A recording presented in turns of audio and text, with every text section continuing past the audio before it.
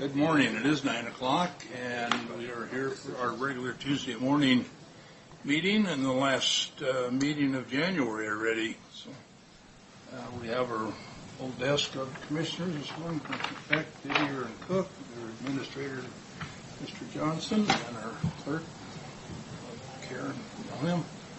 And we are live this morning on camera, so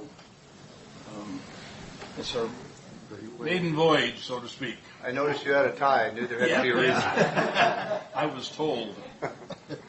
So if you would please join me in the pledge. I pledge allegiance to the flag of the United States of America and to the republic for which it stands, one nation, under God, indivisible, with liberty and justice for all. Thank you. Our first item on the agenda is approval of minutes for January 7th. If there is no addition, changes, or corrections, I'll sign them as presented. No changes. No changes. Okay, thank you. Our second item is our legislative representatives from Olympia, Mr. Potts and Kennedy. So.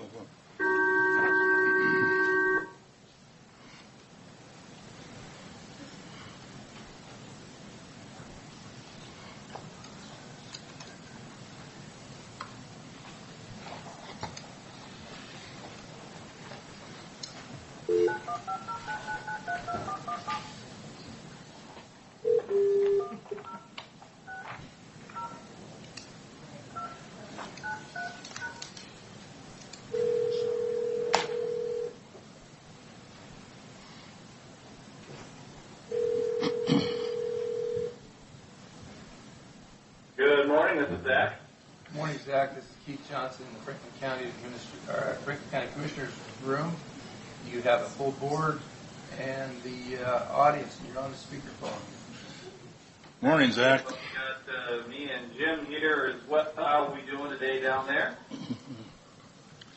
Very well, thank you. Well, we've been, I'm sure you guys have seen some of our emails. We'll kind of go over some of the real salient points here and topics that we've got. We will also be following up the calls today with kind of an update email on some of the questions, comments, concerns that other counties have had as well. And if you guys have any, towards the end here, we'll be able to answer those in the email as well. But the general overview on what's going on over in Olympia is really interesting. As you guys know, the open public meetings and public records have been applied to the legislators and the committee staff and everybody up there, and nobody knows what to do. They're kind of running around scared and just disorganized like chickens with their heads cut off. The legislators and staff and other members are going through educational presentations all the time to teach them how they have to comply with this, what it means, what they can and cannot do. In the meantime, it's having a heck of an effect on the session and in terms of communication and meetings. Every office over there says no paper because they don't know what to do with it. If you give them a piece of paper, how do they scan it in? How do they provide a public record for it? On top of that, meetings are very difficult to come by, especially in the legislators' offices. Scheduled meetings are hard to get because, the best we can guess is, number one, they're in classes all the time and busy with meetings, but they're also not sure, when you have a meeting with somebody, what's the requirement for recording what's said or what's done? Do you have to write down who you met with, what you talked about, all that? So they're still trying to figure that out. So unless they're highly motivated to meet with somebody, they're not even meeting with, big companies, Boeing, for example. They're not hardly able to get meetings with legislators. So it's definitely interesting this year. And then to compound the environment over there and what we're seeing, we've got committee chairs quite literally telling us if your bill or your issue isn't on our agenda, we're not going to have time to hear it. There's a lot of things that are on agendas that, they're moving in one house or the other and aren't going to come out of, the House or the Senate, the opposite house.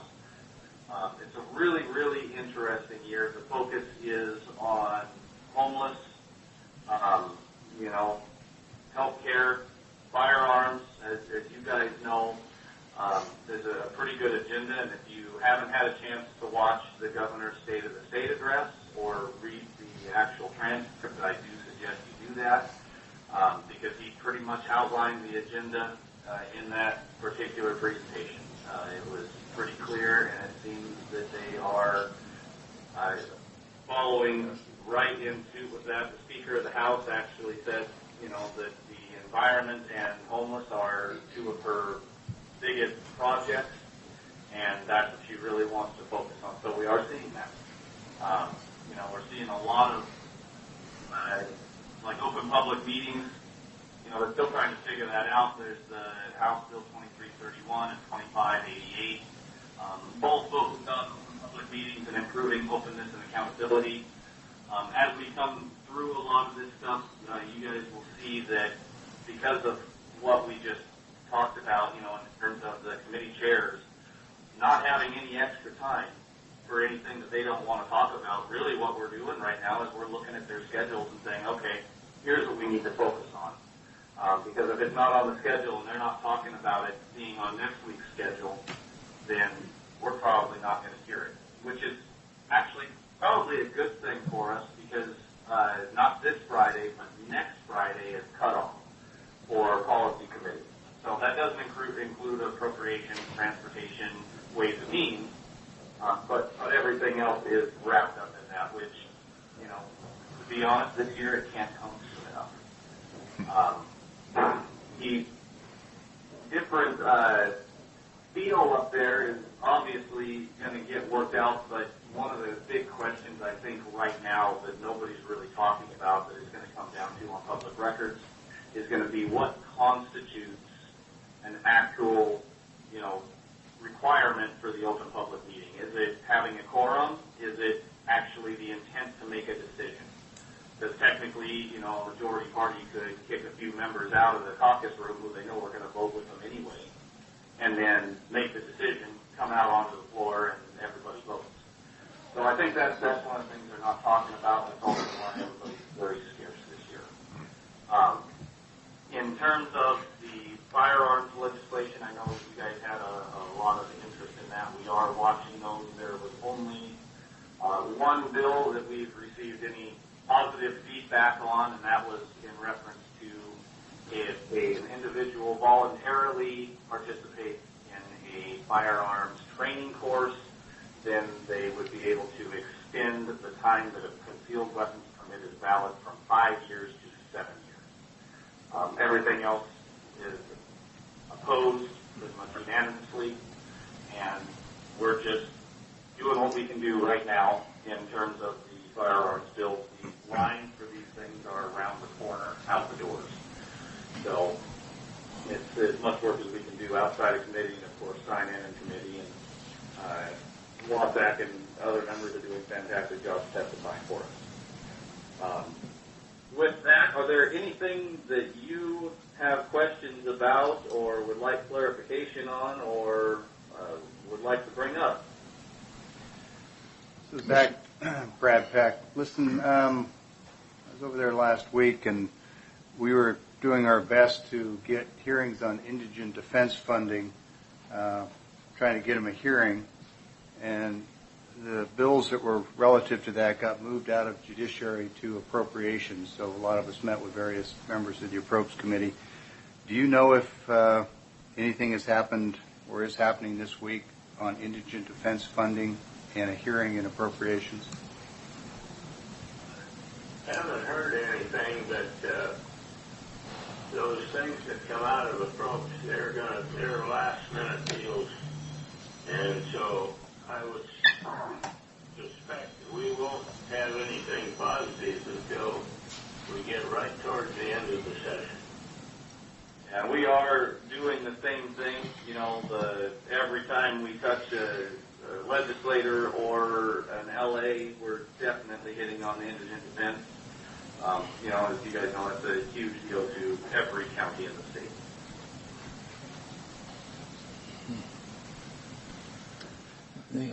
Yes, I've got a couple questions here. This is Commissioner Didier. House Bill 2184, the sex education bill, where are we at on that one? Well, it it's moving along, I'm afraid. So, yeah, they're reintroduced it as a public hearing, and they have not moved it out of the Education Committee yet, but they did hear it. And I'm sure you guys see all the local news as well. There's quite a bit of public response on that bill. I don't know exactly what it's going to do, but if it doesn't move out of committee by next Friday, then it is dead. So we will keep an eye on that one for sure. Okay, and then, Stop it last year. yes, well, hopefully we can stop it again this year. Stop it again this year. So Zach, taking turns here, Commissioner Peck again. House Bill 2362 is the governor's effort to move climate change goals from the executive branch to counties without any funding to do so. You heard anything new in the last, since Friday on this? At this point, transportation hasn't scheduled it. And there is a lot of pushback. It's just another unfunded mandate, basically. Yeah, transportation's just one piece of it, and I understand all the arguments about not wanting to have GPS tracking on vehicles and a lot of, I think, valid privacy issues, but there's more to it. It divvies up by population the climate change goals and puts those on counties, presumably with penalties for not achieving those. If you would keep maybe just a little bit closer eye on those, and remember it's more than the transportation piece. Absolutely, and that falls right in line with what the governor's agenda was. Anything with climate change, again, homeless. They're trying to tie climate change to the Growth Management Act, which is a big problem for any GMA planning counties, just simply because the problem we have with that is the Growth Management Act and climate change and the environment, there needs to be a set standard. At least most of the other things in GMA, there's a test. And right now, nobody can agree on climate change. And whether you believe one way or the other or think one way or the other, there is no consensus. So there's no way to reasonably hold a county or any other entity to a standard that literally doesn't exist. And so that's our basic argument on that is we just can't be held to a standard that we don't know what the standard is. Gentlemen, what's the feeling on the Hill about this pay for mileage? The feeling right now in terms of pay for mileage is as long as it is an option and not a mandate, it's acceptable. And I think that's kind of the compromise that people are generally coming out as. Obviously, there's some opposition, personal privacy rights and stuff, but that's where if it's an option, you don't have to have your privacy infringed upon unless you sign your life away and say, yeah, sure, go ahead and track my mileage. The other option on that, too, in terms of mileage, in most cases, there is a maximum fee. You can say, okay, I'm just going to pay for mileage. I'll pay up front, and then you don't have to track it. So that's another option they're throwing in there where I think I saw one that was like $75. Gosh, Zach, I thought we did that with car tabs and gas tax. Thought that was our pay up front to use the roads. Sorry. Yeah. I know. It's weird, isn't it? Yeah. So, Well- obviously, there's a lot of contention around that particular issue because of that argument right there. Like, I thought that you're taking your money for gas and car tabs. Why do you need mileage? And part of the argument, is saying, well, a lot of these electrical vehicles or the more efficient vehicles are coming out. We're not seeing the gas tax revenue that we were, but I think it's probably not going to happen this year just because it is relatively contentious, but man, there's so much other stuff going on. Yeah. But it's not going away. It is going to come back because there are more and more electric vehicles. More and more vehicles are seeing better mileage on the road, and that leads to declining gas taxes, and they need money. Yeah. I did see a bill where they were talking about putting the mileage charge on the electric vehicles. Mm-hmm.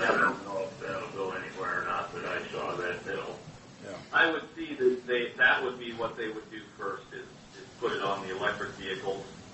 But I mean, there's still not an electric vehicle out there that I would feel comfortable getting in Spokane and driving to Seattle with, certainty I'd make it. Yeah. Well, I've got three other things here. Senate Bill 6335 is a climate change bill also. Is it in line with the House bill? Let me see if they've got it. And then Senate Bill 5693 is the Ag Products Bill, which is tying ag to slavery. Where is that at? And then the state income tax. Those are the three other questions I have. The state income tax would require a constitutional amendment. Okay. In able to do that, and so far we haven't heard a whole lot of actual moving towards that. Obviously they want to try and do something, but I don't think it's going to happen this year. Well, that would take 2/3 of the legislature, correct? And right now they don't have that in the House, so that would not pass if the Republicans stick together. That is correct. And, part of the thing is the D's have a couple of members of their caucus that I don't think would buy into it as well. Good. Especially on an election year. Okay. So I think that would be tough. What was your Ag Products Bill number? I'm sorry. Senate Bill 5693. They're tying ag to slavery. Yes. That has definitely been a topic of conversation in the Ag Lobby meeting that we go to it's every Friday. And the general feel on that one, that's a Saldana bill.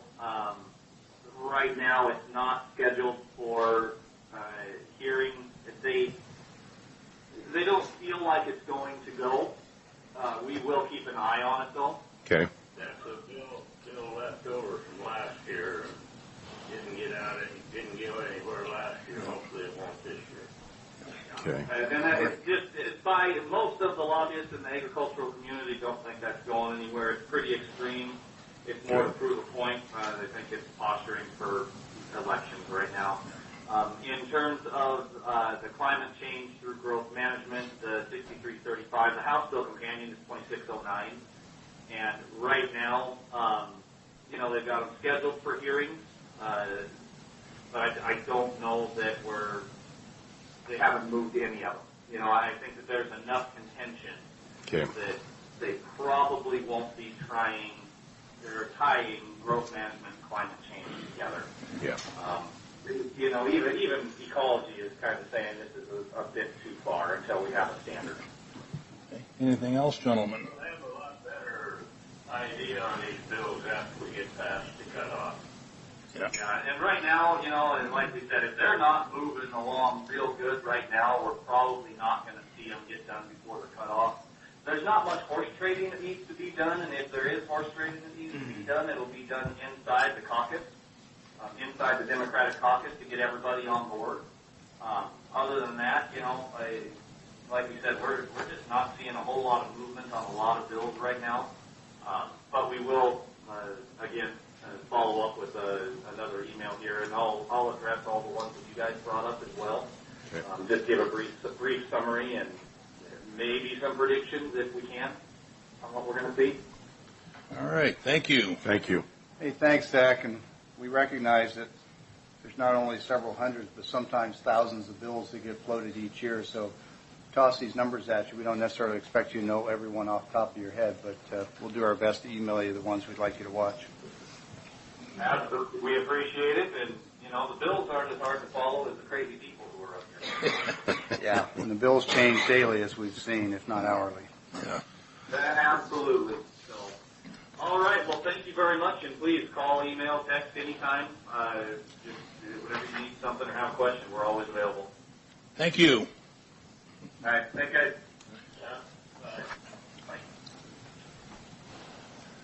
All right. Thanks for bearing with us on that.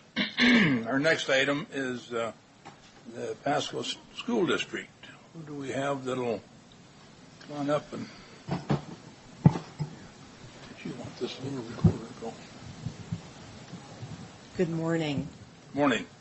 My name is Sarah Thornton. I'm an assistant superintendent for legal affairs for Pasco Schools. And on behalf of Pasco School District, oh, is that not on? Perfect. On behalf of Pasco School District, I'd like to thank you for granting us time on your agenda this morning to speak to you as a follow-up to our board president's letter requesting that the county commission consider implementation of impact fees. By way of introduction, I'm here this morning with board president Amy Phillips, board member Steve Christensen, who will be one of the individuals speaking with you this morning, Superintendent Michelle Whitney, and Dr. Susana Reyes, who is our Assistant Superintendent of Operations. Also with us is Denise Stiffarm, who is a land use attorney with Pacifica Law Group. She's been assisting us with our impact fee and SEPA mitigation process. And they'll be presenting you some information regarding the district's request. So I will turn it over. Welcome. Thank you. Well, thank you, Commissioners. Thank you for having us and inviting us in to share this presentation with you. As you know, I sent a letter back in October. I was board president at the time and sent a letter to each of you with some information on impact fees, and so we're here to renew that request. First of all, we want to be good partners with our community partners. The city has agreed to implement. Oh, I need to. Okay, sorry. Oh, I can move the mic. Perfect. I can hear it. But... Okay. All right. So, are we good? By way of information, so the city implemented an impact fee ordinance back in 2012, and over that period, we've collected about $12,000 that we've used. $12 million that we've used to offset some of the impact from the growth of these areas. We would like to do the same with the county. We would like to partner with the county in implementing an impact fee because those new homes that are being built impact our schools. The only mechanism that we have to collect cost for building those schools is bonds. We consider this to be a key part of the infrastructure in our community, and those areas are served by these new schools. Of course, when we have a bond, it's paid for by the entire school district, not just those who live in those communities. And so we're here to ask that that you consider an impact fee ordinance for those homes that will be built in those areas that will be served by those schools. So we believe it's only fair that those who live and will attend those schools will have an investment there. Now, some of the new schools that we built, they'll be attended by both people who live in the city and people who live in the county. Those who live in the city will have paid an impact fee if they're in new homes. Those in the county will not have paid an impact fee in those schools. So just as a matter of equity, we think it would be fair for those in the county to pay as well. So we would like to renew that request. And I believe this is where Denise takes over and gives you some more technical information. Sure. So good morning, and thank you for having us today. Just to kind of step back and frame the conversation a bit further, impact fees are authorized under the Growth Management Act, and they are a tool that can be used by local jurisdictions to provide a growth pays for growth component so that costs of new infrastructure needed to serve new development is not spread entirely throughout the existing community, but there is a user component to the underlying costs.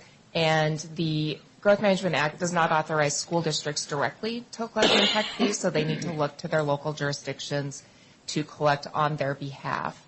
And importantly, not every school district is eligible to collect impact fees, and not every school district who might be eligible at one time is always eligible. And I think that's an important factor to keep in mind. And for the Pasco School District, what they have shown through their adopted capital facilities plan is that they have eligibility, and that eligibility is based upon three things that are required to be shown. Number one, that they have growth actually occurring within their district over a 6-year planning period, that they have a capacity need in the areas where that growth is affecting their school capacity, and that they have a plan for addressing the capacity need related to growth. So those three components are shown in the school district's capital facilities plan. This district has been growing for some time at about a rate of 400 students per year. That's continuing with the most recent October enrollment numbers. And they are also showing a need for growth at all three grade levels. So in other words, growth is occurring at all three grade levels, and their existing facilities simply don't have the room without capacity improvements to accommodate that growth. The good news is that in 2017, the voters in the district voted to approve the 2017 bond, which has new projects at all at the elementary level and the middle school level. The district is also planning in the early stages right now for a subsequent bond that would provide a new comprehensive high school. And so the plan is in place. Bond funds will primarily fund that, but the impact fee helps to offset, again, those costs to the existing community. I think one thing that is important, and I'm not going to dive too deep into how that impact fee formula works, but it is subject to requirements in the law to ensure that the impact fee is calculated so that it is a per dwelling unit cost that is determined based upon factors of what is that dwelling unit generating towards the school system that impacts the seat that the students residing in those homes will need to have when they move into the homes. One of the key factors is that you can't charge for any other funds that new homeowner will pay towards the school system. And so there is a credit built into the formula that provides the anticipated taxes that new homeowner will pay towards the school bond that primarily funds the improvement. So it ensures that there's not a double charge, that there is credit given for those future taxes, and then the impact fee is the sum after that credit is subtracted from the cost per dwelling unit.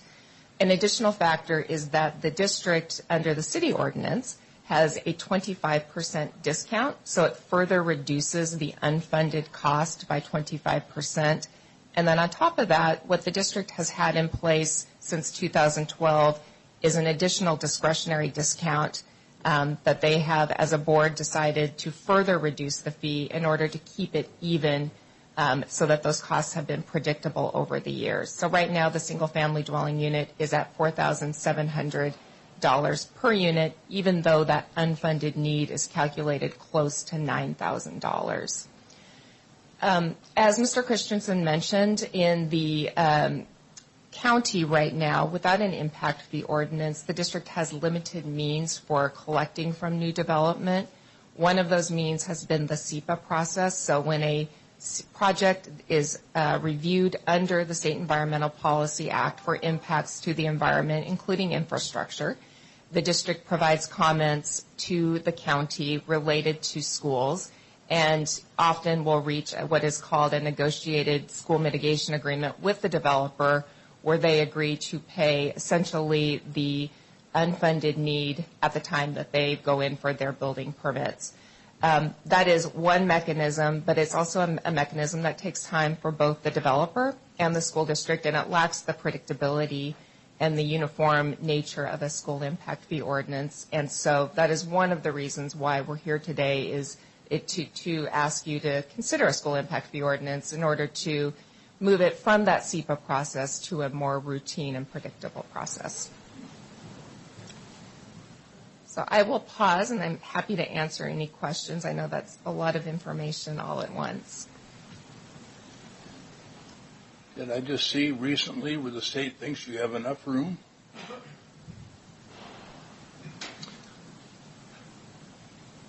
So I don't know how exactly to answer that question. I think that's, so we don't, I'm not sure how to answer that. Sarah, do you want to answer that before I make a mistake?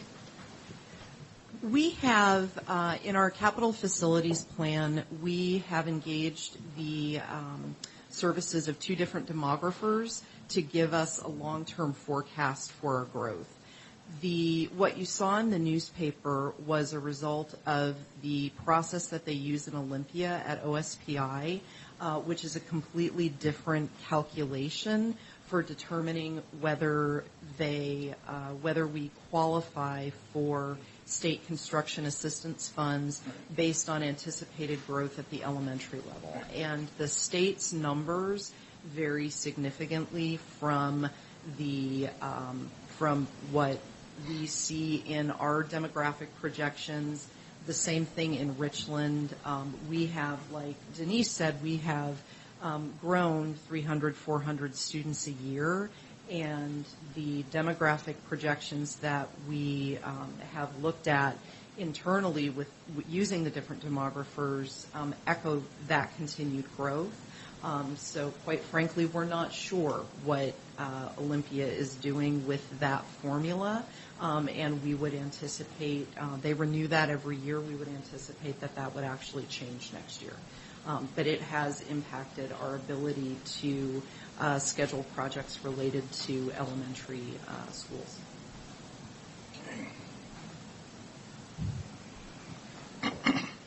Mr. Chairman, I suspect you know I've got a couple of thoughts on this topic. Happy to defer to the other board members and go last. Or go now. Doesn't matter. Go now, please. Okay. So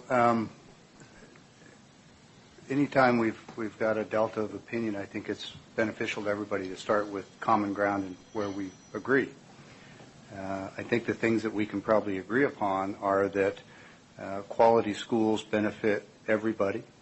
They're good for property values. They're good for producing solid citizens who contribute to the employment market. They're good for everything from crime rates to livable communities. So I think we all agree that quality schools that are adequately funded, well-managed, well-run, benefit everybody. Where the divide starts to begin is how much do we pay and what are the mechanisms that we use to pay for it. So because that's a fairly broad topic, let me start with impact fees and focus mostly on that mechanism since that's obviously the topic today. For a long time, we have looked to the community at large and said that quality schools benefit everybody in the community and therefore we should all participate in funding them. And we do that through the property taxes. The use of impact fees to isolate growth in particular areas and suggest that they have a disproportionate impact and therefore they should pay more is understandable on the surface, but I think it's inherently flawed for a few reasons that I'd like to share. The first is it's a regressive tax in that it largely is flat-based, and for someone who is presumably least capable of funding additional taxes, somebody at the lower end of the income scale who's buying an entry-level home, and these numbers vary from year to year. It's been a while since I've calculated them, but last time I looked at it, somebody buying an entry-level home in Pasco, even with the discounts that you mentioned, ends up within the first decade or so paying a lot of double taxation. I understand the notion that if a bond is passed before they come in and own the property, they're not accountable and liable to pay that bond, but it's not the last bond that you're going to pass. You're going to continue to pass bonds, I hope, because we're going to need it, especially with the growth that we have. So I think it's a regressive tax. I think it lacks equity in that you can have a house built on one side of a street that isn't part of a development one day, and then you impose impact fees, and somebody builds an identical house across the street the next month. One subject to impact fees, one not. There's a disproportionate share that's paid there. And again, I've already acknowledged the offsets and the double taxation, but that assumes a formula that has no bonds in the future. So I think it lacks equity. And where I think that the discussion really should be focused and should have been focused all along, and there are other reasons that I think that impact fees are not appropriate. Chief among them is that we have other solutions that I think are more realistic, more beneficial, more productive, produce more revenue, have less paperwork and less bureaucracy attached. I've spoken to a number of legislators in Olympia. I'm of the opinion that we need to change our bonding authority for schools so that when you have a high-growth area like Pasco, you can demonstrate that for the last 5 years you've had high or extraordinary growth.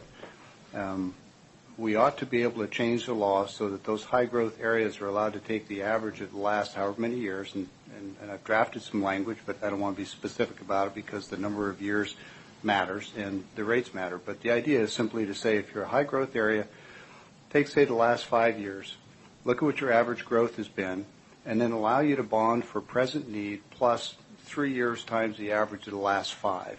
The purpose being that by the time we get through the bond process and you collect the revenue to actually build schools, you're behind, right? You get the schools built and you've already got more kids than will fit in the schools that were funded by the last bond. So you have to be able to bond forward.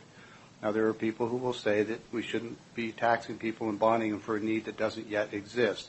So take those additional funds, put them into escrow, and as the demand is demonstrated, as it continues, then those bonds are free to use. Again, with some forward-looking potential. You ought to be able to use 3 years projection forward. The worst case is that you spend 3 years forward worth of amortized bonds and the demand doesn't develop, and for the first time in 2 decades you get to take a breath for 6 months before the demand comes back.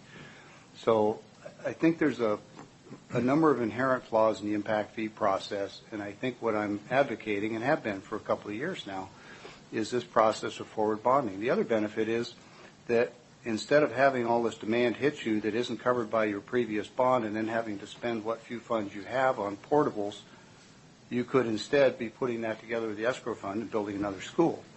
So it seems to me a much better, much more viable approach. Given the makeup of the legislature in Olympia, I suspect that if the school districts came forward, the bill would probably be widely accepted and I think probably passed quickly. Now, the devil's in the details, I get that, but I see enough inequity in impact fees that it's hard for me to support the notion when we have other better long-term strategic solutions that we aren't pursuing. So I have other thoughts, but I don't want to dominate the discussion here. Commissioner? Well, I just want to say that I've talked to some builders, and right now we're having an issue in a donut hole that they're not able to build. And we're not getting the tax money from those new residences in income taxes for these schools. And it's sort of a rift between the city and the county, and we got to get that worked out because we need these homes built. That's the perfect area to be building. We have a builder in the room right now.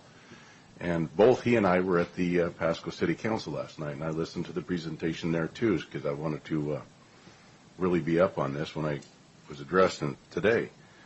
That new high school that you talked about that really isn't in need right now, you mentioned the price tag on that is $135 million last night. And these schools are really becoming extremely expensive to build because, and I did a lot of research this morning, of this green, which plays right into the climate change. The green schools that we're building are a 15% higher price tag than a normal school. And in 20 years, they got to be renovated, and they won't pay off for 30. So we've got to remedy this situation. When we can't pay a school off that has to be remodeled, there's a problem. And the problem is that we're playing this green school building game that we shouldn't be playing in Franklin County, to be honest with you. Again, as Commissioner Peck mentioned, I find it very disturbing that as I look back in the research from 2006 when the impact fees were implemented, our buildings went down for the next 6 years. The amount of houses went down. It was a deterrent. They were going over to Benton County and building. I want our area to grow too, and I want it to grow in consistency with our population. And we're back on a growing spurt, and we're looking at where we're going to expand this building. I don't think we're proportionate with what we need for other industries and retail stores. I think we need to be looking at that, and we really got to really start looking and analyzing at the way we're building our city as that goes too. And I don't want to put an undue burden on a brand new family buying a home, trying to start a family, and paying impact fees. I don't think that's fair judgment to them. as Commissioner Peck spoke of the low-income families, I don't think that's fair to them. So, and as you stated, through SEPA, you're getting that money. It just takes a little bit longer, but you are getting that money. So there's nothing lost here by us not conforming to impact fees, correct? Actually, I did not make this clear. Your county has an exemption from SEPA for projects that are less than 20 dwelling units, so the district does not have a mechanism for seeking mitigation for projects that are exempt from SEPA review and outside the State Subdivision Act. So there are some units coming through where there are no fees that are, there's no vehicle for seeking fees. And up to about a year ago, we weren't acknowledging that under 20 exemption, and the SEPA challenges were happening on all projects of all sizes. So just be candid about that. That's just only been in the last several months, I think, that we've invoked that under 20. The notion of focusing on an area, I think was the term that Mr. Christensen used, as creating more impact on school need is troublesome, in part because if I, for example, and my wife decide we want to go build a retirement home here in Pasco because we love Pasco and we want to stay here, you know, our biggest impact to the school district is going to be sending you impact fees and taxes. We're hopefully not sending any more of our own kids there, and you know, if our grandkids should happen to move to the area, they and their properties would be paying taxes toward the schools as well. I really think that the equity issue and the fairness issue is central to the theme, and I do understand the offsets, but too often those are held up as a solution when in fact that's for that young family buying that new house. That offset disappears pretty quickly the next time the next bond is passed, and they start paying on that bond after they've already paid an impact fee, which amortized over a decade or so is nearly double taxation. Again, every situation is different, and I don't want to try and say that they all apply that way, but there's clearly an extra burden on people at the low end of the scale. The other issue I wanted to touch on, that's already been raised a little bit, is that some of the builders I've spoken with have expressed that when the school district threatens to challenge their State Environmental Policy Act or SEPA documents and threatens to, I'm paraphrasing what builders have told me, these aren't necessarily my thoughts, but generally I agree with a lot of this, they have expressed that they felt like they were being threatened, arm-twisted, extorted. And again, I'm not saying that's technically legally accurate. I'm saying that's a perception created in the building community. And when that happens, builders go elsewhere. Franklin County has worked hard over the last 10, 15 years to really welcome and encourage economic development and builders. And I'm reluctant. I suspect the board is reluctant to do things that hamper or hinder those builders. In fact, we're always looking for ways to reduce regulations where we can lawfully and ethically and make it easier. So it's a challenge with our builder community. It's a challenge for me from the taxation perspective, and it's especially a challenge since the suggestion that I made here a few minutes ago about seeking legislative change to give you flexibility in funding is a proposal, an idea that I've briefed in detail to Mr. Christensen and to Ms. Phillips and to others over the last few years. And maybe it's a deeply flawed concept and I just haven't figured it out yet, but I see no one even making an effort to pursue that. And that further dampens my interest in impact fees.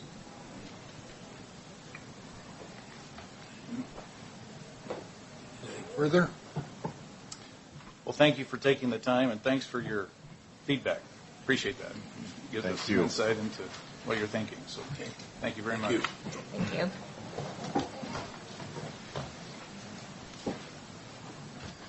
With that,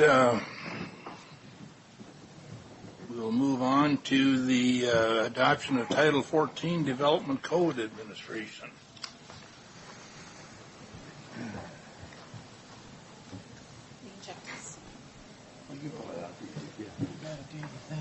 Morning. Good morning.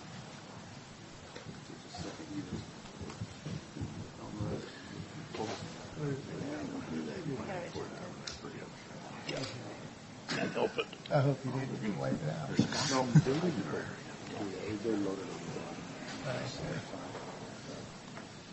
What do you have for us this morning, besides a lot of paperwork?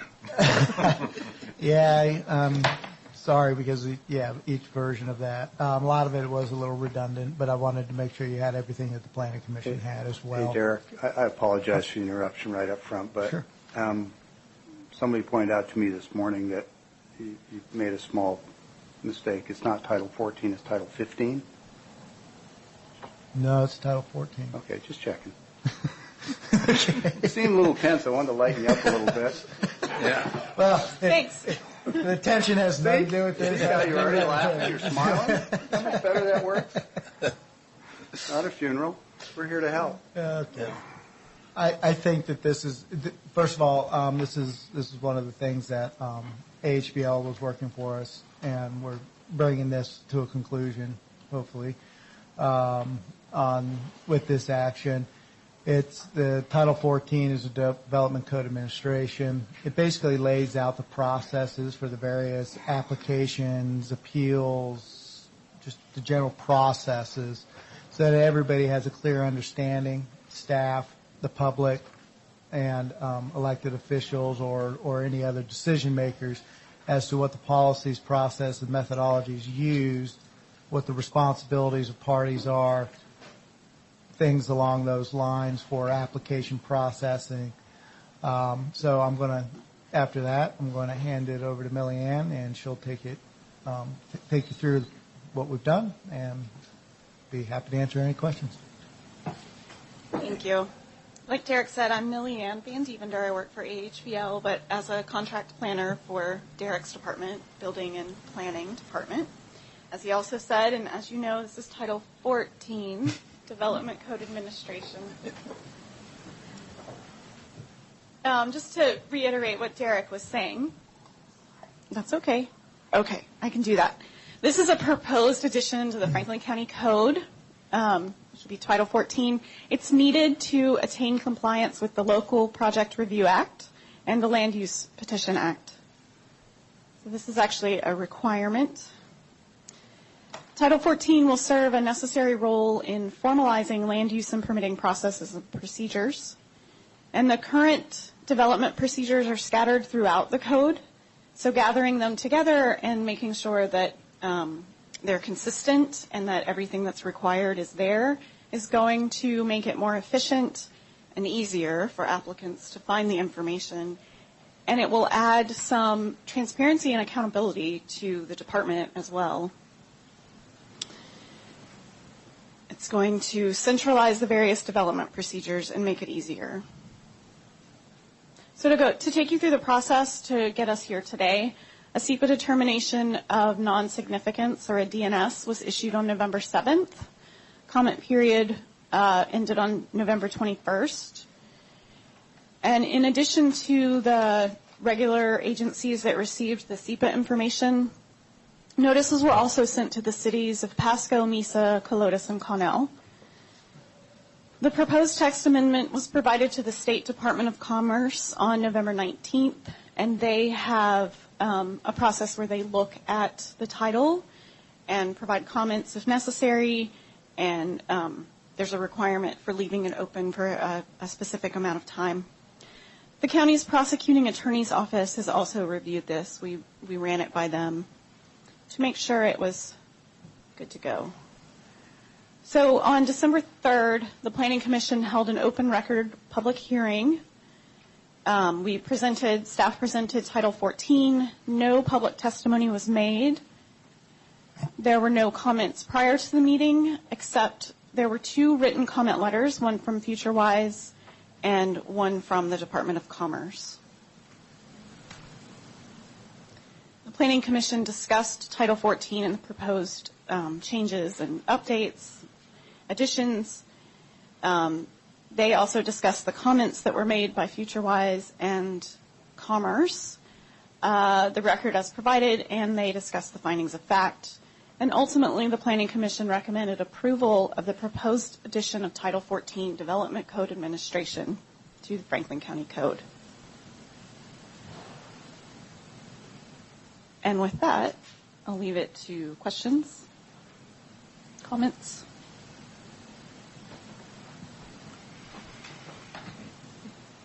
Comments? So let me start with the positive here.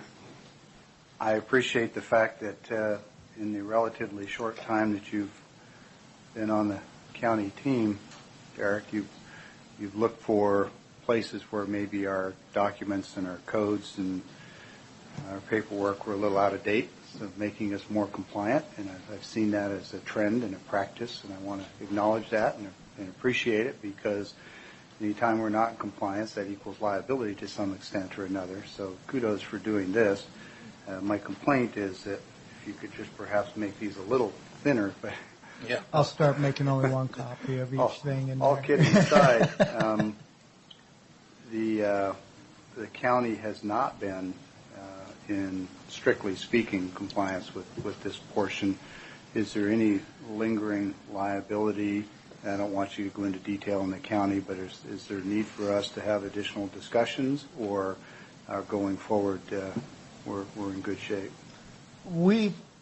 Part of what we did have processes in our code. It's just, as Millyann mentioned, they were scattered all over the place, Okay. and some of them are rather simplistic in their articulation and didn't go into as much depth of process as could have been, and that's hopefully part of what we're correcting with 14. Okay. So we were doing the right things. The execution was lacking. That's what I think I heard you I say. think that's right, yeah. All right.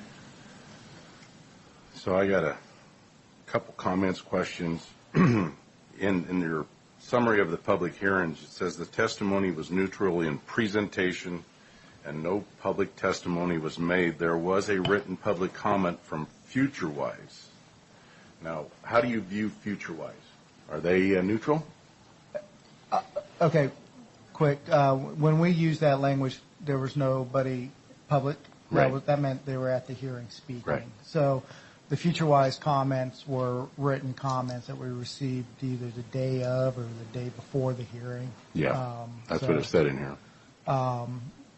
FutureWise, I can't speak to their agenda specifically. Well, they're better able to answer that.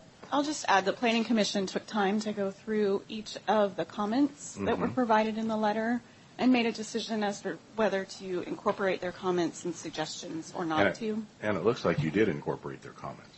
Not all of them. Well, the one that I have concerns with is in 14.10.030, definitions. Area-wide describes an amendment not requested by specific parties containing multiple parcels or tracts and multiple ownerships and proposed for a large area. The directors may deem any proposal to be site-specific if the public interest will be better served with a quasi-judicial process. Now, when you look up quasi-judicial, that means just some people coming together to create a group that interprets the law. I think we're going to get ourselves into trouble here if we go along with that. I think we need to leave it where it's at, where judges make that decision, people of the law make that decision, and not people that will interpret it in any definition as they so please. Right. The quasi-judicial process is that action that the commission takes, for example, regarding conditional use permit applications. So where we're speaking of a quasi-judicial process, it's in this here, what's going on is I can theoretically, what I'm looking at in my role as SEPA official or various other roles that I have, you've got site-specific. Now, the state does have a definition of site-specific as opposed to area-wide. That's part of what we tried to articulate here was the state definition. But the quasi-judicial process mentioned there is the dual role of the commissioners where they act in a legislative and executive role, yeah. but they also have a role of and that's why it's called quasi-judicial, where they're, the closed records, those types of, so it's those processes. So I may come across a proposal that is sitting and area-wide effectively breaks out removes some of the quasi-judicial requirements. It becomes legislative when it's area-wide. Quasi-judicial actions are ones that are often going to be affected by the Land Use Petition Act, or potentially where we're ensuring due process for a specific party has been changed, and those things that the local jurisdictions have adopted as wanting to be a quasi-judicial action. So in summary, excuse me, the decision process doesn't leave this board. It's just the rules under which we operate, whether it's legislative or quasi-judicial. Correct. To put it succinctly. Not that your answer wasn't great, but... Sometimes I'm not always prepared for the answers. I have to think about it real quick. Well, what is that? How do I... Well, it still bothers me because it says then the better served by a quasi-judicial process. Now, whether or not who's up here as commissioners down the road, we don't know, but this has distinct importance on private property rights than a legislative process. And when I read through quasi-judicial body is a non-judicial body which can interpret law. It is an entity such as an arbitrator or tribunal board, generally of the public, administrative agency, which has powers and procedures resembling those of a court of law or judge, and which is obligated or objectively determine facts and draws conclusions from them so as to provide the basis of official action. This worries me. When we start seeing these kind of words with this entity that put them in here, FutureWise, because I know who FutureWise is, and I know where they're coming from, and they are trying to undermine our private property rights. When I see this kind of language, a red flag goes up. So I'm a little apprehensive about even voting for this thing right now. The quasi-judicial entity in Franklin County is you. Well, I know that, but we may not always be sitting up here. And so when the people change, and if it changes more to the mindset of Seattle, the private property rights out here are in jeopardy. That's what I'm saying. So, Derek, this in essence allows these decisions to be legislative by this body or quasi-judicial by this body. So would you agree with the notion that if by whatever means, hopefully not, we end up with 3 commissioners up here that reflect downtown Seattle more than Franklin County, that doesn't change anything. They still have the same tools, legislative or quasi-judicial, meaning that the threat of having different commissioners up here is no different. Still the same group of people making decisions, whether they're using a legislative tool or a quasi-judicial tool. Correct. Okay. Yeah, it's the difference. And I want to be clear.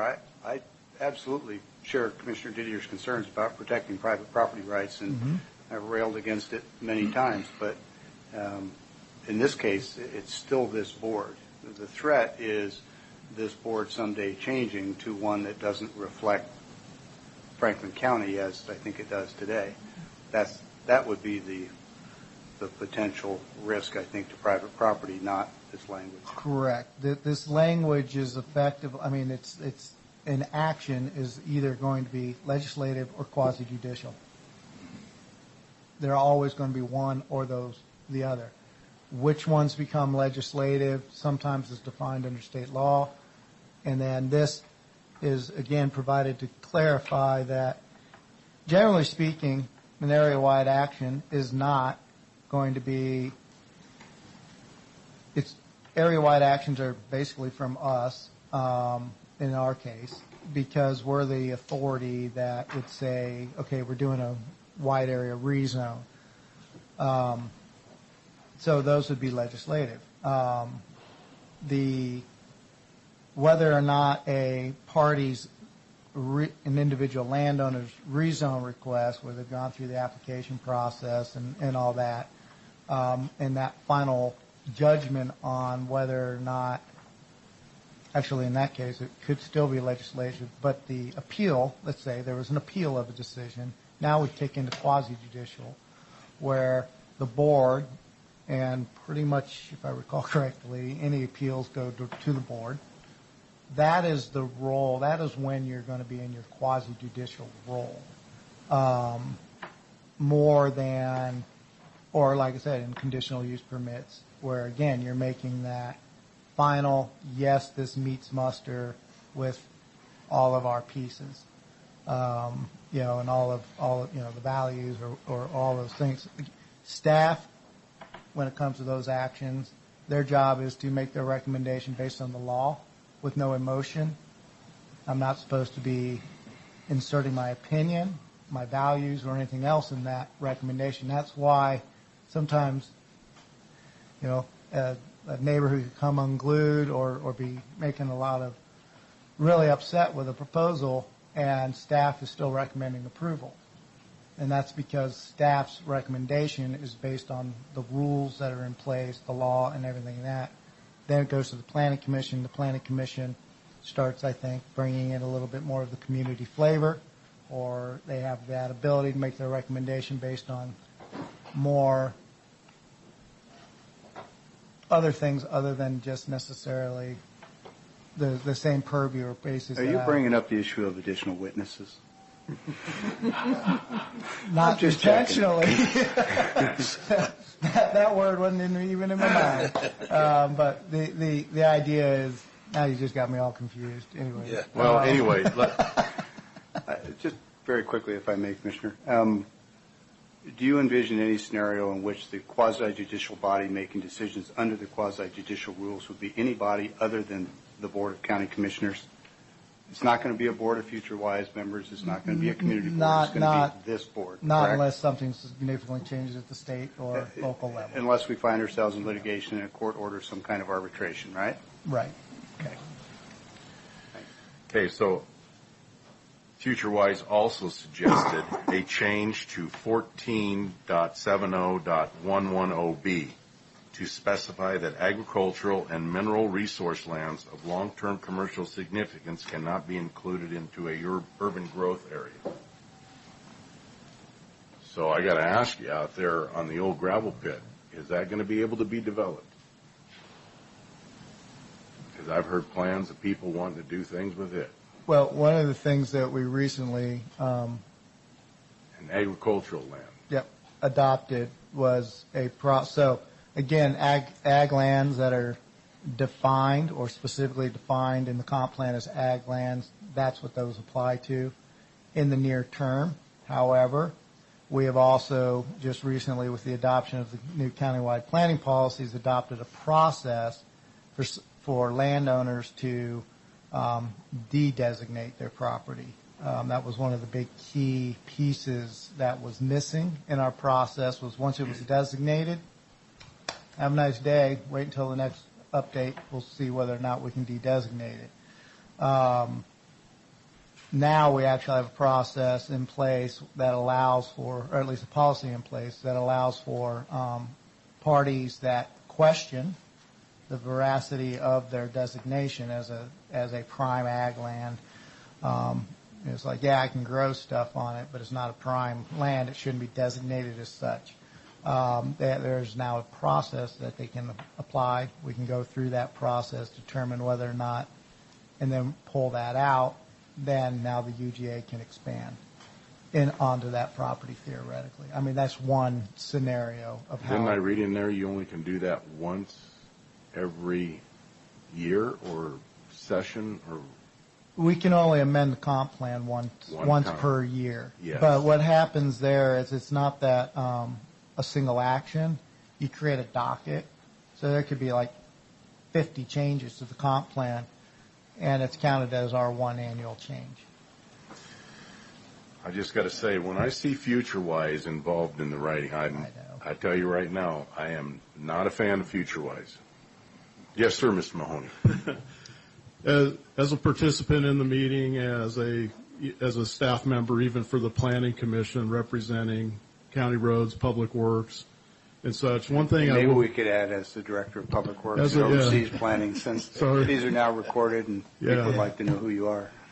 Yeah, the thing to remember is we didn't make every change that FutureWise or even Department of Commerce asked for. We made changes that made sense to be, if it was a good point of being more consistent with the definitions within the state statutes and stuff like that. So some of these that you're calling out, some of the language they didn't strike. They did ask that we strike certain language and change we did that, but when you talk about the quasi-judicial, that's language that exists throughout our planning codes, and that was a sentence in there that they didn't strike or add or change. That was our original language. So then the current language that you're talking about, I don't believe that we felt like our section that they were calling out when it talks about ag land was adequate, and we didn't make those changes. So I don't want you to think that we bowed down to every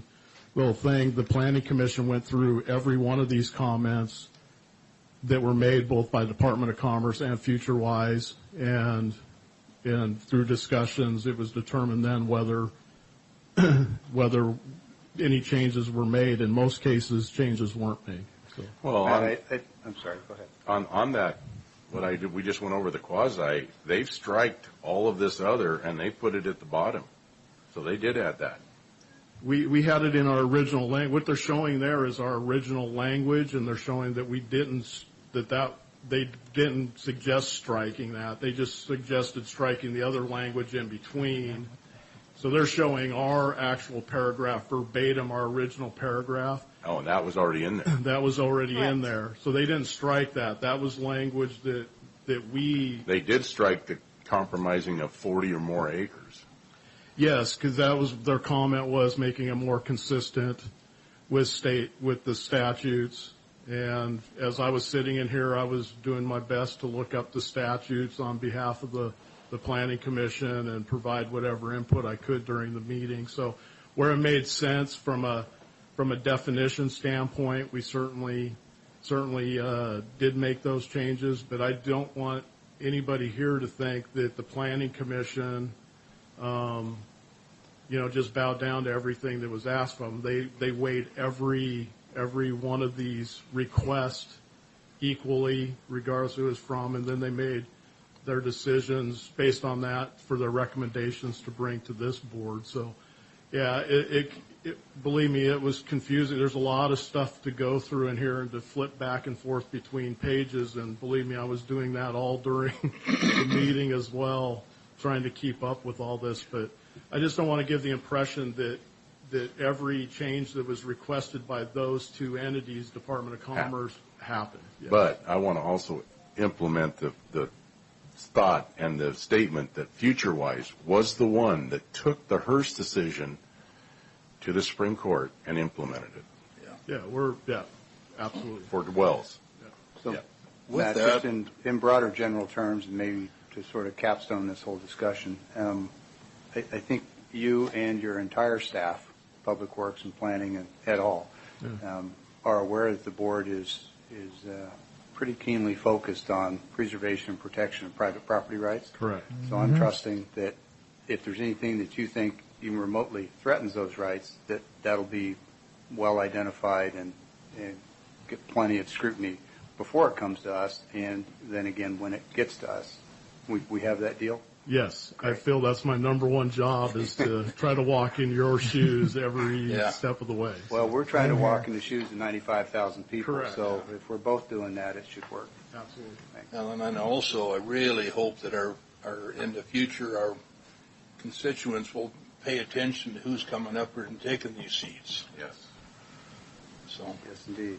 With that, I would entertain a motion for ordinance 01-2020. Yes, I guess we could. It is public hearing. I'm sorry. No, it is not a public hearing. The public hearing was held before the Planning Commission. Yeah, it is not a public hearing. So, Mr. Chairman, no obligation I'm aware of to do it, but I have no objection if someone wants to add information. Okay. You have a comment? Yes, I do. first comment is, if you guys get an email system so people get notice when Mr. Bratton and the Planning Commission are having meetings, instead of me having to go force myself to remember to go to a website to look and see if there's a meeting about something that concerns everybody in the county.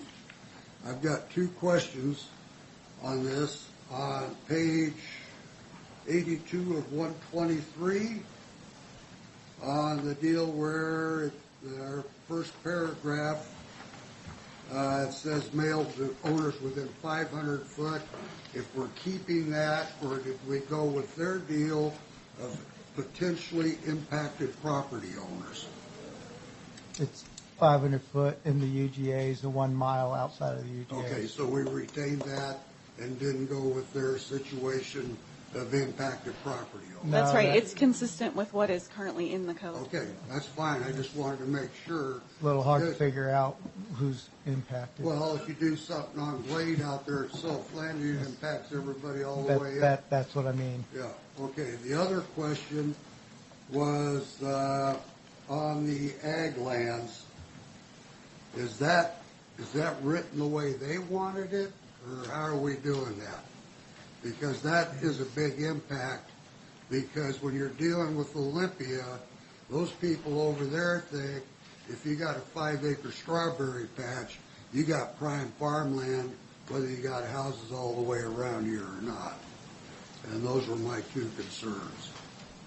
And it's worded as a blanket statement that Growth Management Act will be met, the requirements, and that already includes reference to specific agricultural resource lands, which, as you know, have a specific definition. But the problem is, when you go back to the original growth management, it's prime farmland that is not supposed to be developed. Correct. Our problem is all our ground, with the irrigation systems and the way they farm today, is prime farmland. And so if we put language in there that is vague, then they can come back and say, wait a minute, that circle out there on the sand dune is growing just as many potatoes as that real ground in block 1. So it's considered prime farmland, and I'll guarantee you those idiots will be filing lawsuits all day long. So, and one other comment I'd like to make is thanks for standing up to the school district. I argued that deal till I was blue in the face, but it had an immediate $10,000 impact on the price of houses in Pasco when they imposed that. That's all I have. Thank you. Thank you, George. Do we need to clarify that on the prime farmland? Yeah, we don't really have. I would like to have that clarified before we sign on to this thing. Please. Mr. Chairman, Nicole Stickney from AHBL. We did not make any changes as proposed by FutureWise to that portion of the code. The portion of the code is 1470.110, subsection B. This is the criteria relating to urban growth area amendments. We just added one item, which was actually in response to the Department of Commerce's comments. We added a criterion that says the ability to provide cost-effective public facilities and services. So that would be considered with the UGA expansion application per this portion of the code, but we did not add language concerning these long-term lands of significance. You will find that in your comprehensive plan as we're developing that. We want to bring that to you as something to look at, because it's important when you're evaluating UGAs, but that is not one of the criteria that was included in the code here. We did not accept the proposed changes by FutureWise. Okay. Thank you. Mr. Chairman, move for approval of County Ordinance 01-2020. Oh, I think we have. Just a minute. Mr. Chairman, point of order. There's a motion on the table. Yes. We can second and have discussion. No, second, with discussion. It doesn't preclude discussion. It just gets a motion on the table for consideration. Did you have a discussion on this item? I think I appreciate it. I do. Brad Peck had said something earlier about there are a lot of challenges on the under 20 from the SEPA challenges and stuff. And I think that's a very crucial thing that we should understand is that if you did not understand or were not aware of the under 20 challenge, you just paid the tax because the county capitalized on people's ignorance. And I think that, and I'm not saying they intentionally did it or did not. I don't know. I'm sorry. Did you mean to say the county or the school district? Or the school district. Okay. Because we kind of see those as different things. Yeah, absolutely. They are That was a different. subject gone already, the school district. Well, This correct. Is I guess I was tying it to the fact that the way things are done and the way it is written is not always the same. And so we need to be aware of that. We need to be aware that those challenges are happening, and it was a burden on those people that had to get that challenge done in order to make what was right. And so we just need to make sure that with these new laws that are coming in, with these new quasi this, quasi that, are we doing things right? I agree that you guys have, from what I've always met, I met you a long time ago in Griggs, Mr. Didier, and you were talking about the watershed on farmers' land, and they should be able to put a generator in on it, and you didn't even know me, I didn't know you, I didn't even know who you were. I was just like, man, this guy, he's right. We should, that's our water, it's our gravity, we should be able to capitalize on it. That's the basic thing. If our life becomes so complicated by people up here, we have no clue what your intentions are eventually, it will burden our city, and it will further dampen our city, just like putting these fees on, these impact fees, impacted people into Benton County. It's just what happens. If it costs cheaper over there and land is the same price, I'm going to go next door. So Thank you. we can help our city by also remembering humanity first. Thank you. With that, we have a motion and a second. All in favor? Aye. Aye. Thank you. Thank you. Thank you for your diligence. 3 times you had that thing in here. I didn't read it all 3 times. 1 time was enough. Yeah, that won't happen again.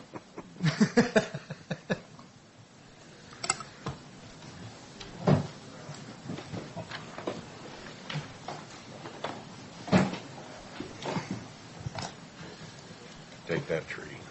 Yeah, really. Keith, you going to talk to us about redistricting? Oh, I'm sorry. Not according to the agenda. Nope, not till after this one. After this. All right, way to keep Bob on his toes.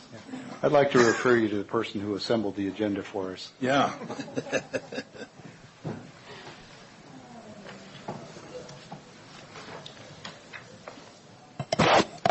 Just going by the agenda. So, all right, Keith, please. Yes. Good morning, Commissioners. As you know, we have had some discussion briefly about the idea of redistricting for commissioner districts in anticipation of upcoming elections as driven by the changes in population in Franklin County over the course of time since the last redistricting effort. We posted a notice for a proposed change. I think you're well aware of the general requirements. I might just briefly review those, that we're trying to keep districts as concise as possible and follow natural geographic boundaries. And, of course, as we've discussed in the past, there are requirements under the State's Voting Rights Act that we be very careful about how we draft these commissioner districts.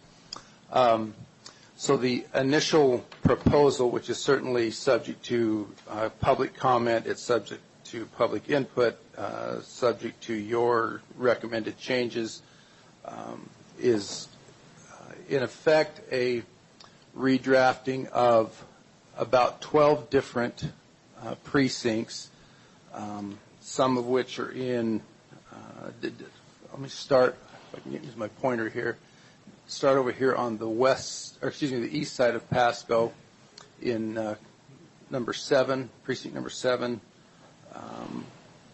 then up in 9 and 10 up here, 11, which is here, 12, and then moving up into 47, 45, which is, oh, my battery may be dead on my pointer here. 45, you see straight up above 46 into the kind of the northwest of 14. Then out 82 to 51, 58, and 68. Those that are in the light blue area are the ones. Does that one work better? Oh, there it's working. District 1 generally follows the shoreline and downtown Pasco to the west of 20th. 20th runs right up here. And this proposal that was posted in the notice essentially balances the commissioner district numbers relatively closely, within a margin of about, 400 votes, it looks like, a little under 300 votes between the three districts. The challenge with this proposal is that the numbers that we're using in these precincts were generated by the Department of Revenue. Those are the state numbers that we're obligated to follow.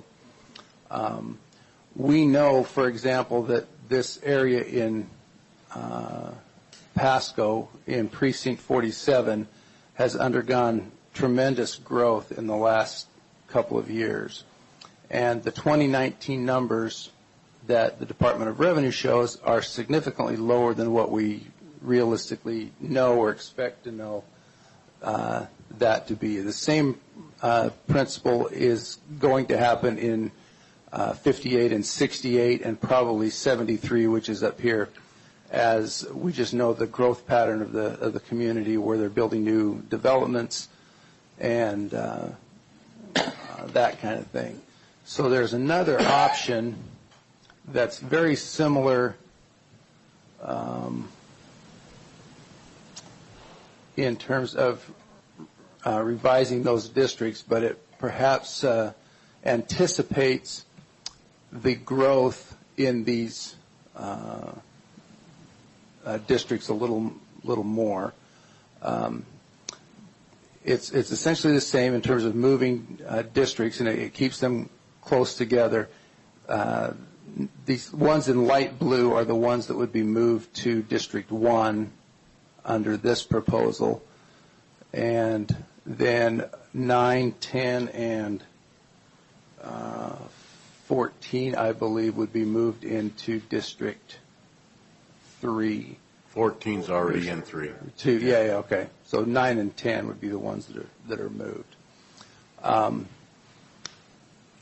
And this proposal, I believe, gives a little more consideration to the reality that 47, 58, and 68 are the major growth areas of the county. We also want to make sure that we're not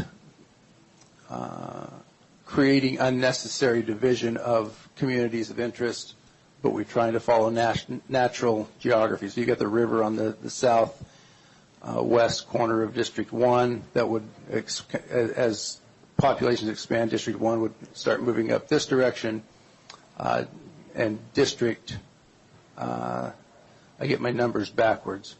This is District 2 over here, and District 2 would come into East Pasco more, and District 3 would give up some of this area right along the north side of the freeway. So are we open for comment? Certainly, yeah. We're moving 11 precincts here. I looked the map over, and a thought would be to move as few as possible and give the growth the opportunity to catch up.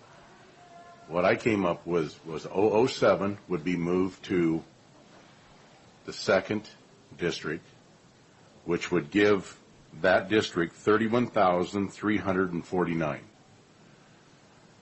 The only other move would be 47,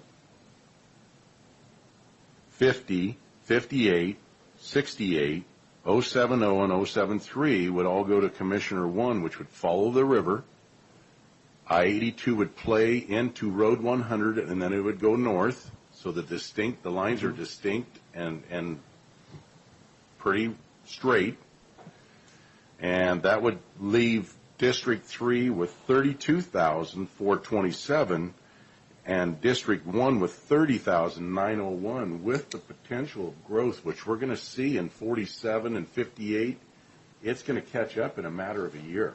So we've got to give that district a chance to add the numbers that are going to come in. If we go too precise and too even right now, he's going to be well beyond us in the growth area. So I agree with the suggestion that undersizing District 1 a little bit does make sense. Growth in 47, the state figures only allotted 200 people in all of Precinct 47, which is the big one at the southwest corner of Road 68 and 182.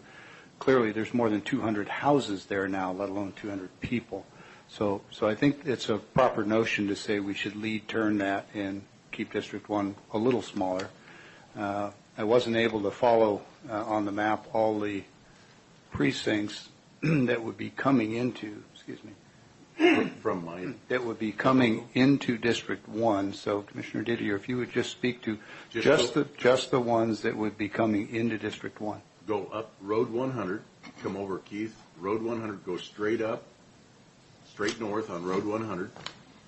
Keith, Road 100 is right at the point of the freeway there. Yeah, right at the end of the freeway, straight up, and it just continues on up, so it's going to stay with the river line, and then it angles over on the Columbia River Road, right over to the river. So it keeps everything along the river, and we don't take those areas out of Precinct 3. Precinct 50 is this boundary right here. It's kind of an awkward shape. Would you... Is that 50 right there? 50 includes this area here and comes all the way down into here. Yeah, I didn't realize it 55 is this small square section right there. So it does, 50 would go over into area 3 then. I didn't realize. I thought that was just that square. Yeah, it's an odd shape, but it comes here and down and over. There's no development in there presently. You could work around. Yeah, we could just leave that one in mind. Work around 50. Because 050 right now only has, it has 1,688 people in it, so that was a big number, but that's basically on the other side of Road 100. It's to the west. Right. Or to the east. So, not to digress, but I spent some time in Olympia this past week, and I met with a commissioner from Yakima County that's currently undergoing a legal challenge over their districts and their boundaries and under the Voting Rights Act. And the advice that was strenuously offered was don't just pay attention to balancing the numbers, but pay careful attention to trying to create contiguous blocks of populations that have a shared ethnicity or socioeconomics such that you're not disenfranchising any subgroup by splitting them up. Right. And Keith, I get what you're saying by making those adjustments on the east side of 20th Avenue. Those would be pulled into 2. Right, so as to create essentially a clean line north-south at 20th. I think that makes sense. Adding 47 into District 1 clearly makes sense. And as for the notion of whether District 1 continues northward up toward what I'll call the Walmart area, or whether it continues more northwesterly along the shoreline, I can support either one. I think the socioeconomic argument in demographics and following the intent of the Voting Rights Act probably argues more for following the shoreline and coming up along that way. But again, I could support either one.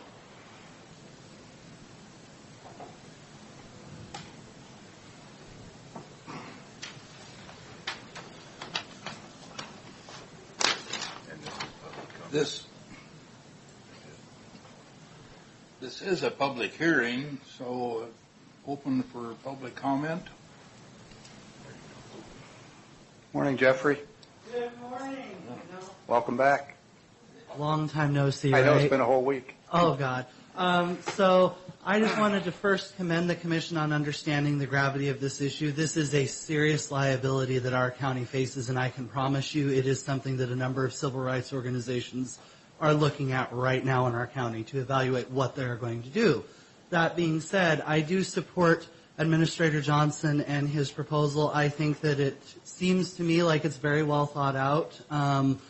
And That's pretty much it. I think that we are going to have a larger conversation about race issues and a number of other issues in this community as they relate to redistricting after the census, but I think that this is a good stopgap to at least mitigate some of our possible liability, which we could not afford a lawsuit on this issue.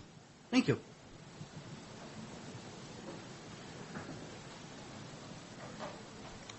Further comments? I will just say the process requires us to have this public hearing and discussion. We have posted opportunity for people to submit written comments and obviously verbal comments or public comments in the meeting today. So we will draft that as a final plan and bring that back for the board for final approval.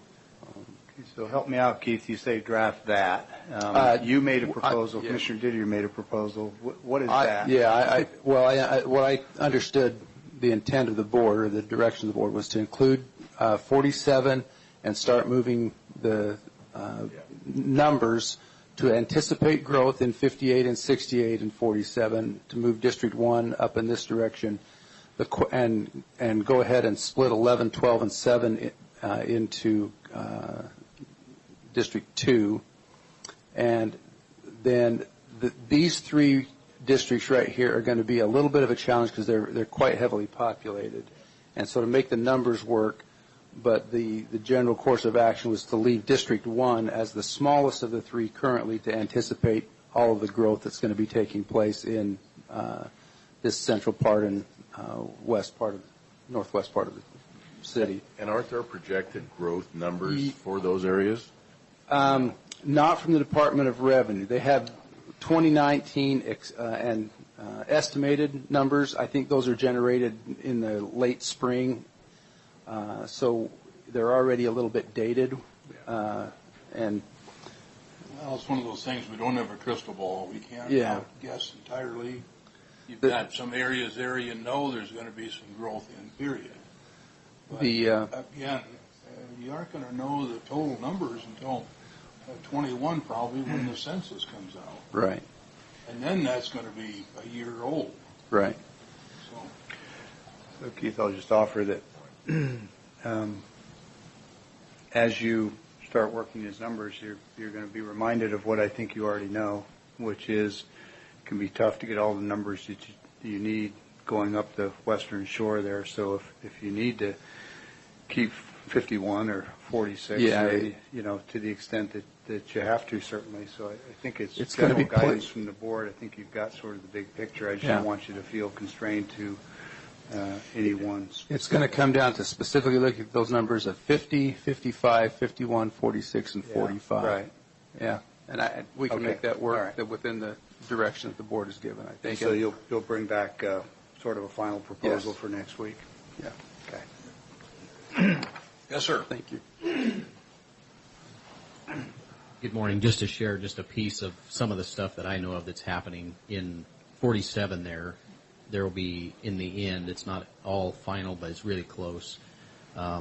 This is not talking about north of Chapel Hill. North of Chapel Hill, there's some multi-family residential high density there, and that is undetermined. But the area that it will be single-family residential is going to be between 540 and 560 homes in that piece right there, in that 47. Wow. And the south end of 47? This piece? Basically, the squiggly line down through the middle of that, it'll be on the south side of that. Okay. So, everything, you can see some of the streets there, some of them you don't see that are already in place. Over in 68, we recently purchased that Harris Farm, and right now the working idea is approximately 600 residences there. Some high density stuff. Exactly what it looks like, not sure yet. Some condominiums. What period of time are you talking about there, roughly? The next couple of years, 2.5, 3 years, something like that. So we can redistrict no more often than every 4, so that would get us back into 4 years from now, the opportunity to something to consider. Growth. And then District 50 up there, the area that is the left-hand side of Broadmoor or Road 100, that piece there, we have plans to put approximately 400 homes in that piece over the next several years. So over the next 4 years, if 4 years is what you're talking about, there would be an additional 400 there, possibly 668, and between us and others, 400 residents, 540 in 47. And then on the north side of Chapel Hill, which is kind of that line through the middle, there's some of that is zoned high-density residential apartments type things. So if there's apartments, that has the potential to be hundreds and hundreds as well in that zone. So that those pieces kind of, I don't know, just for information for you. Yeah. Thank you. Thank you. I do want to add, I think there's a little confusion there. I checked. We are not, we are compelled by the census to do it. So that 4 years won't prevent us from meeting that federal standard. And that's the way I understood it. And do same thing. I don't think. Say that again. I don't think you're Well, right. there's two things that could potentially conflict, and that is the 10-year decennial, you have to do it, and then the board commissioner districts are not supposed to be more often than every 4 years. Right. So those two could potentially conflict if you did it now and did it again, but they don't. You'll still have to redo these based on the census. So within 8 months following the report of the official census numbers, which if we do this now, it'll be about 4 years from now before we have that. So maybe 3, maybe 4, but we'll be in the window. Okay. Public hearing is still open. Any further comments? Seeing none, we'll close the public hearing. And commissioners, further comments? Nothing else. Just looking forward to seeing the final proposed map. All right. Thank you, Keith, for the work with whoever you're working with on that. And, now we have opportunity for our first item, public hearing.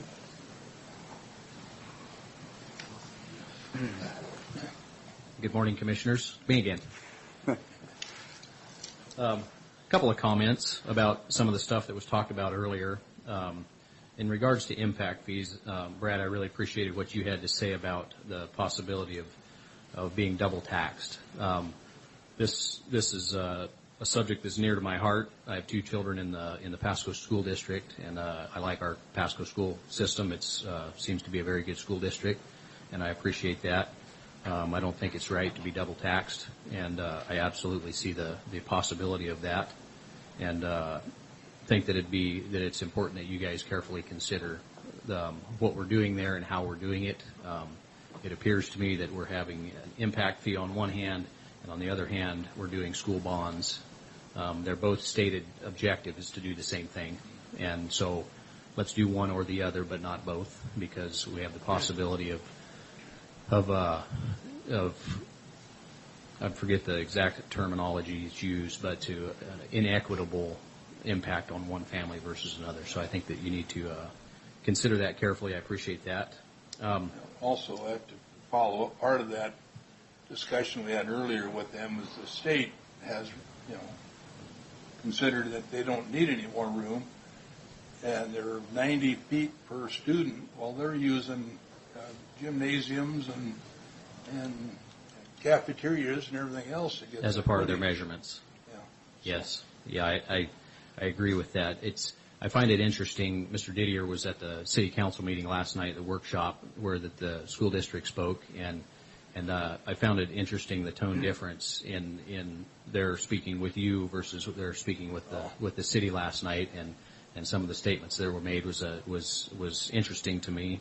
One thing that I'm having a challenge as a developer in here developing a tremendous amount of residential is the school district has not been able to, even though they've attempted since 2012 to get you guys to implement an impact fee.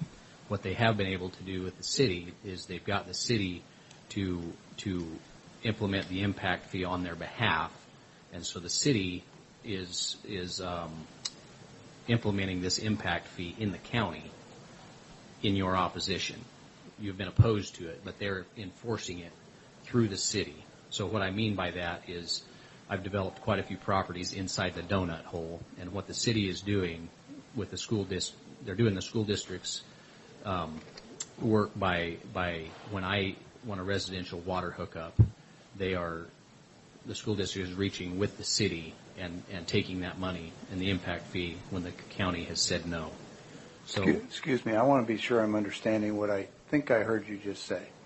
Did you say that you're developing property in an unincorporated Franklin County piece of land that happens to be inside the city limits of Pasco, something we call a donut hole? Yes, sir.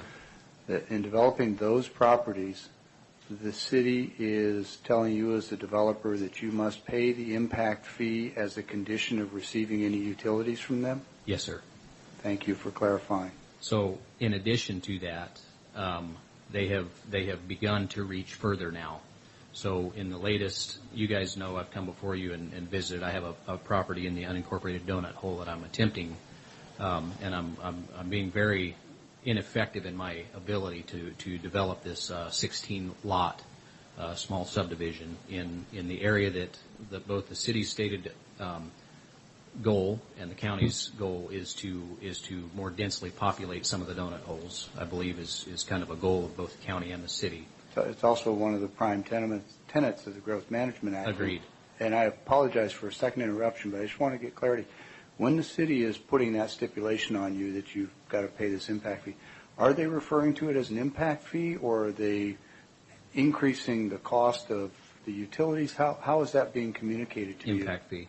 They call it a school impact fee? A school impact fee, absolutely. And like Ms. Stiff Arm said, it's $4,700 per lot. Okay. So one of the things that it has done is we purchased a piece of land in the unincorporated donut hole, and when you do that as a businessman, you count the cost, and we have counted the cost, and what we're finding is not only are they reaching into for those impact fees, but in this latest one that I've been ineffective in being able to push to get this process moved through in well over a year of working diligently and trying, is now they are saying I have to do this, I have to pay city park impact fees as well as city traffic impact fees and city school impact fees.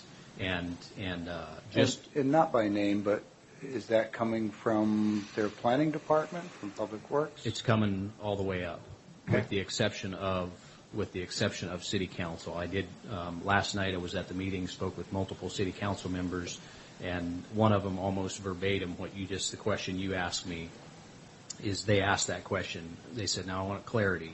Are you saying that they are saying you must?" And I said, "Absolutely. They're saying I must pay school impact fees based on my need for water."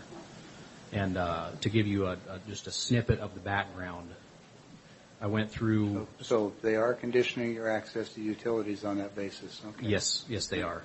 And I'll note, just since we're on the record here, that that's part of their service area, which has meaning. Agreed. Mr. Johnson, I've worked with Mr. Johnson on this, and Mr. Bratton, and we've visited about this extensively in trying to put, I guess, for lack of a better way of explaining it, put more pressure on both the county as well as the city to what's happening is I'm getting stuck in between incompatible development standards. And where that the city has jurisdiction in the city, the county has jurisdiction in the county. And a response that I got through one person at the city was, well, just drill a well then. If you want to do it that way, to drill a well. I'm not able to do that. Could I technically do it? In ways, yes, I can. But that isn't the intention of the city, nor is it the intention of the county for me to go drill new wells to provide residential water. So currently, and I can go look, and if you would like, I'd be happy to provide you this. I went through the process starting in approximately November of 2018 we purchased this land, and I started through the process of development. We have an engineer that we use. We've paid them. He went through the process, multiple reviews with the county, and then brought a design to the county. I believe that it was June 4th or June 6th of 2019 that I stood here before the County Planning Commission. It was unanimously approved there, the design that we had. There was conditions. I had conditions of approval, but with what I had, I brought forward. The city would basically like me to round file everything that we've done. You know, we're in the neighborhood of $30,000 now. The design is complete with the exception of some basic tweaking.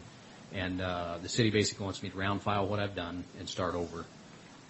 They are conditioning everything that I do, everything from the width of the road to the one of the things I say on there, and this really doesn't make a difference other than it's just to make a point. There's an existing house on this piece of property. There's a single drop telephone wire the size of your pinky that goes from an existing telephone pole to that existing house. One of their red line comments is that I have to bury that wire. They are saying that they have the jurisdiction to tell me to do that based on my need for water, and that's not reasonable. Reasonable people do reasonable things. That's not reasonable. And it's becoming extraordinarily expensive and frustrating that in a year and 3 months I am unable to do what both the city and the county is saying is we want to increase density in this area. So that's wanted to bring that to you. Yeah. The city has expressed concern in the past about dissimilar development standards between the unincorporated county and the city of Pasco, and I've offered to meet with any of their staff any time to talk about there's disparities and see if there's areas where we can clean them up, and always with the idea that developers are the ones that are caught in the middle, and if you can make more consistent standards and it doesn't bring direct harm to developers or the community, then we ought to be looking for those things. I'm not suggesting that all the differences can be resolved that way, but certainly have made the offer to meet with them, and so far haven't heard back.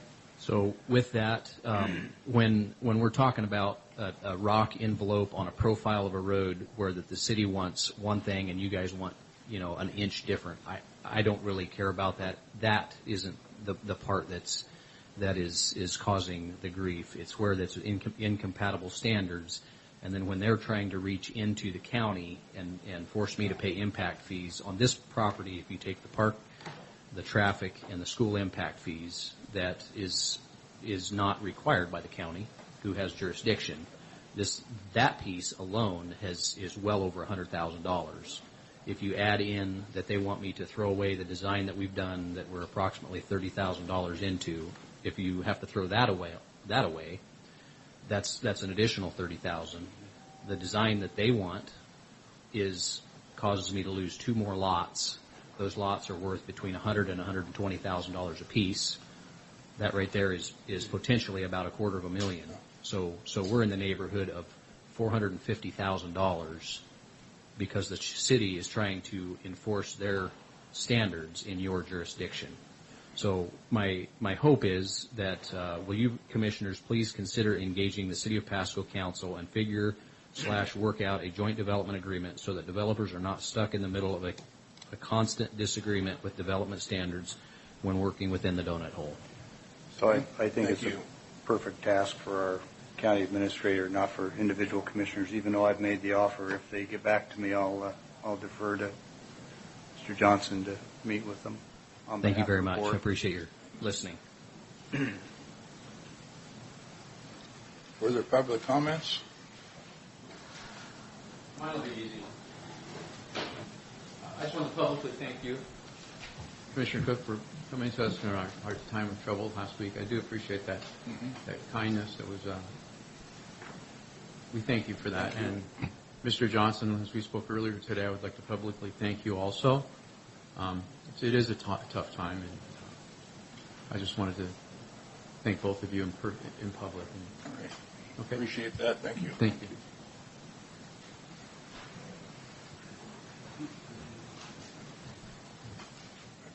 Honorable Commissioners, my name is Roger Lank. I reside at 1817 North Road 76, Franklin County, Washington. I'm here to provide public comment on the Pasco School District's request to have Franklin County impose their regressive school impact fees. As a member of the Planning Commission, I must refrain from discussing impact on development, as such issues may likely come before us for consideration. As such, I will focus on financial aspects of their requests.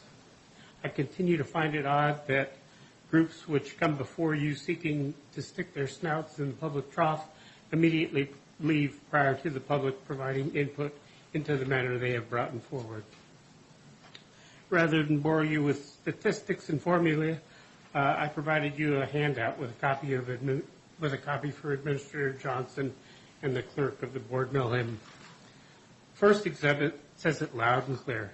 Pasco School District's levies are far and above the highest in the state. For 2016, Pierce County's tax rate of $6.175 per $1,000 of assessed valuation. Pasco's rate was $6.084 per $1,000 of assessed valuation. These two are by far the highest in the state. The third highest district is about $0.50 less. The median school rate in Washington is $4 per $1,000 of assessed valuation. The Department of Revenue does not provide this graph past 2016. I'm told by the department that someone from one of our local agencies complained that it was being used against them. However, the Excel spreadsheet with the latest data supporting showed for 2018, after addition of the $100 million bond, I should say $99.9 million bonds. I guess bonds are priced like gasoline. Pasco School District had the honor of the highest levy of the 295 districts in the state of Washington. Pasco Pride. Pasco is 60% above the median school tax levy. 63% of a Franklin County homeowner's property tax bill goes to Franklin schools. Pasco schools, excuse me. One point the district did not tell you this morning is since the legislative changes resulting from the McCleary decision, enrichment levies no longer decrease when assessed value increases. They remain the same, costing taxpayers more rather the same or less as assessed valuation increases. The enrichment levy adopted in 2018 will be $1.50 per $1,000 of assessed valuation for all 4 years that it's in effect. The district told the public that its $99.9 million bond would be richly supplemented by state matching grants in order to build the schools we are told the district needs. Is that all in here, Roger? It's all in there. Okay. Whoops. State Office of Superintendent of Public Instruction has decided that Pasco has enough space in their elementary and middle schools to last them until at least 2025. You can see Exhibit 2 regarding that. Should be noted that Pasco is nearly at its maximum bond allocation of 5% of assessed valuation. So it only has enough money to either build a high school or to fund the schools that it promised the citizens. State superintendent appears to undermine everything we were told by the district earlier this morning. The district needs to review its facility use. I met with the consultant concerning their long-range facility planning and told them we no longer live in an agrarian-based society. So the best plan for eliminating school crowding is year-round schooling or trimesters, not to be confused with the multi-track year-round or double-shifting options the consultants were limited to reviewing. If we look at the most recent report cards from the Superintendent Office of Public Instruction, that's Exhibits 3 through 6, we find Pasco in first place in the Tri-Cities in terms of cost. Pasco Pride again. Kennewick and Richland annually spend $11,639 per student. Pasco spends $12,496. This high cost per student ratio reveals Pasco wastes $16.5 million when compared to our neighbors. That's a 60% increase over 2017. Pasco is about equally to the heavily high-cost West Side weighted state average. Kennewick and Richland average 18.2 students per teacher. Pasco only has 15.8 students per teacher. Pasco employs 160.5 more teachers than our neighbors would hire to educate the same number of students. That's also up 60% from 2017. If Pasco could become more efficient, no impact fees would be necessary. And again, Pasco has reserves. In 2017, that was $63 million. Currently, it's about $121 million. And again, looking at that report card, we find that student performance in the state of Washington, Pasco remains the worst. In conclusion, Pasco School District is awash in money and has no need for school impact fees, either by the City of Pasco or Franklin County. The impact fees generated $12 million over the last 10 years, and we've seen that they could save in 1 year $16.5 million. At this point, not even the state believes they have a shortage of schools for the students in their district. Perhaps this will change by 2025. Current bonds do fund future development. They are always able to buy land when they need to. Certainly they bought turf at Brown Stadium. The failed bond of a couple of years ago only provided for about 60% new schools. The rest were for renovations and upgrades to existing schools. If they think they need the money, simple improvements in efficiency would resolve the issue. Thank you for your time this morning. Good morning. I'm a resident of the Franklin County RV Park. I've been there since October of 2015. Since I've been there, I keep hearing things about fire lanes. Well, the fire last week, I think, showed us that there was no need to worry. We had 4 hose trucks, 3 ambulances, tons of firefighters, and everybody was able to get in and out. I just want that going on record. Also, last week I heard there was a council advising on the track, and I was just wanting to know where I could go to find out about that council. I didn't hear that last statement. It's actually the HAPO Center, and it's a HAPO advisory board, and the RV park is a separate entity from the HAPO Center. Okay, that was my question. Further comments? Not? No. Something I meant to say, seems as we all worry about what happens between today and the future, primarily, and something that really struck me yesterday that I thought I'd share with you guys is the Holocaust was 75 years ago right now. And I seen something yesterday, somebody did some math and figured out, we all know what a moment of silence is when we hold a moment of silence in remembrance. And if we held a moment of silence for each victim of the Holocaust, we would be silent for 11 and a half years. So some perspective for all of us, and to be thankful for what we have today, and to stand firm on the line of being free and independent Americans and standing up for what's right. Thank you. Thank you. During our troubles last week, after the smoke had cleared, 5 people came up and talked to me about, I've always been in front of you complaining about Keith Wilson. Jordy was afraid to say anything. There was a gentleman that was before me. People are afraid for reaction and retaliation. But part of the problem that came up to me was Keith Wilson, when a police officer, quote unquote, I didn't see it, third party again, saw a police officer drive across the yard or came up on the lawn, flagged him down and was yelling at the police officer for his sprinkler heads.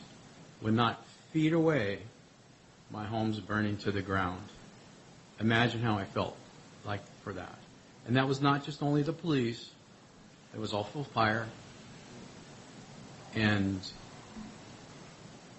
these are the issues that we have. I'm here about ready to break down because it's really hard for me. But I care. And that's why I'm here. And these are something that the commissioners, Mr. Johnson, I really wish you would think about that when making decisions that affect 94,000 people, but there's 38 people in the park, now 37 because I'm gone. But I'm still here, representing and giving folks like Jordan who are afraid. I'm not afraid of anything, just being homeless is my biggest fear. And I want, it's from here, again, but please take it seriously. It is a very serious subject, especially when he's confronting your police officers, our police officers. Thank you. Thank you. Further comments? Seeing none, do we have some bills to pay this morning? We do.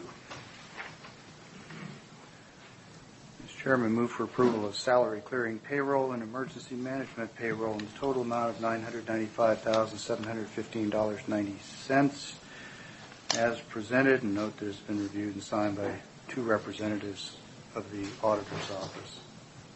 I second. All in favor? Aye. Aye.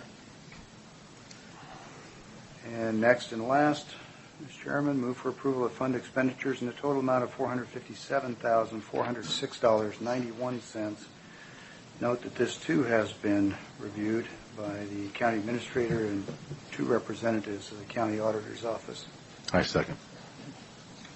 All in favor? Aye. Aye. With that, moves us down to the consent agenda 1 through 10. What's your pleasure?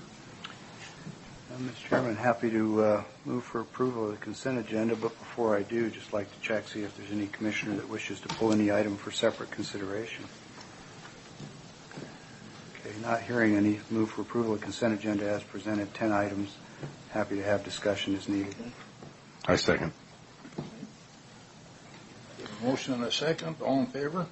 Aye. Aye. Okay, move on to Keith. You have for us this morning. I think pretty much everything's been covered in the consent agenda items. The one thing I did want to point out was we had received that quitclaim deed from Benton County as was anticipated, and it's being recorded. That quitclaim deed refers to the old detox center. I'm in the process of negotiating a preliminary contract that will be brought before the board for approval with the Veterans Service Center here in Pasco for them to use that as a Veterans Resource Center. We've delayed a little bit in getting the documentation from Benton County that we had thought would get back in December, but they've, as you know, have had a change in administrators over there. But I think we're on target to make that happen. Been working with Kyle Sullivan as well to make that happen. So just wanted you to be aware and appreciate your acknowledging that. So we will send a letter back to Benton County letting them know that we've closed that loop. And I would also just point out that we have received the millage money that we expected due to the division of the Department of Human Services into a Benton County function with Franklin County as a participant there. We now have that in our county treasury and are managing that in-house. Okay. I believe, let me make sure, but I believe that was everything. Oh, I know. We had discussed in the past the fees and, oh, it's in there, item number 8. We've approved it, so I'm good. I think that's all I had today then. I just want to make sure I'd gotten all my approvals that I needed, so I'm good. Yeah, well, since you did touch on 8 briefly, I'll just add that Mr. Johnson and I had a good conversation in the past week, and one of the things we discovered was that while our RV park rates looked to be competitive or more expensive than others in the area, in fact, we were not. There was some discussion about whether an RV park across the street is more comparable than one a mile away or 2 miles away. I would argue they're not. But that's all beside the point. The learning point was that what we charge in RV park fees is a composite of a fee for the space, but also utility costs, namely electric. And where we were paying several cents per kilowatt hour for power, we were only charging a tenth or a tenth and a half. And so when you accounted for that subsidized electric power, we were actually quite a lot cheaper. I think, if memory serves, $75 to $100 a month than our nearby competitors. This recently approved measure corrects that, and thank you for your help. Okay. Thank you. Anything further today, Keith? I don't believe so, Mr. Chairman. Okay. With that, it brings us to our second item on time of public comment. Jeffrey? I try to pace these things. I swear I do, Commissioner Cook. I actually had a thought about the school impact fees, and I wanted to make sure before I said anything that I was careful to think first and to watch the two discussions. I was at the City Council meeting yesterday, and I watched their presentation today. I don't doubt the motives of both sides of this debate. One area, though, and one question that keeps sticking out to me for my own consideration is, let us assume that we leave the school impact fee alone, or that the county does attempt to collect this. Exactly how long would we expect this particular revenue-raising model to remain viable?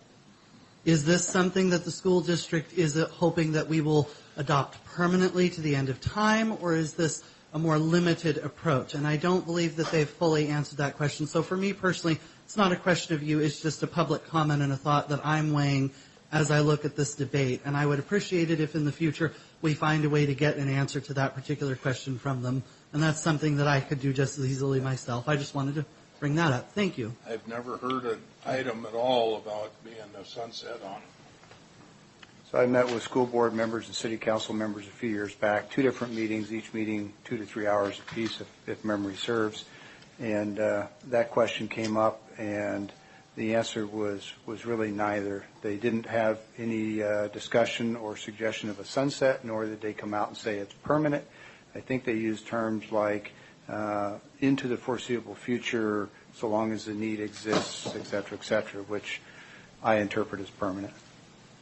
Then we have a problem, and I thank you very much for asking them that question. That is unacceptable. In fairness, some time has passed, and that's when the previous superintendent was in place. So that's dated information, but that's the only reference I've ever heard to it. Thank you.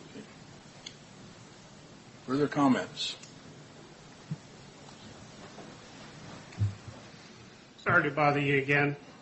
There's an article in the Tri-City Herald this morning about a gentleman that runs a carousel over in Kennewick. He'll probably be visiting you not too distant future. He's looking for $30,000 to help him put on the fireworks show. His name is Eric Van Winkle. Mr. Van Winkle, as you'll note from last month, is only one of 2 people to receive a full investigation by the PDC this year. This was related to the link. There was excess money in supporting that bond measure, or that tax measure.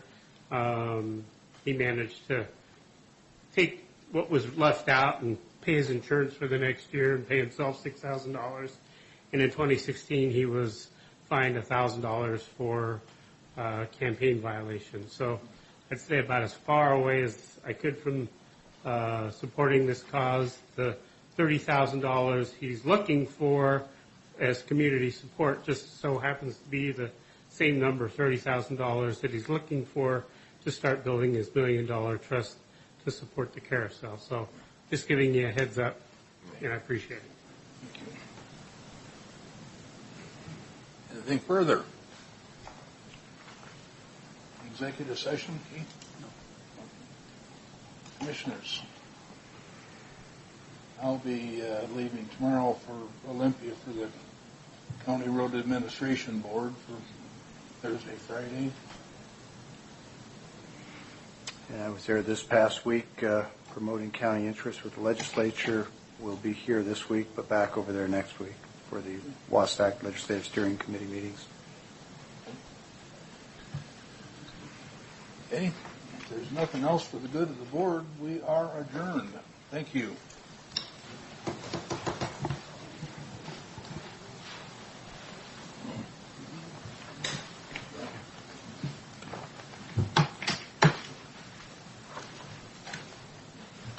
Rocky? Got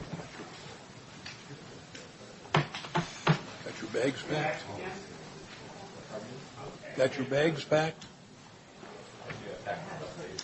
Yeah, all right. No.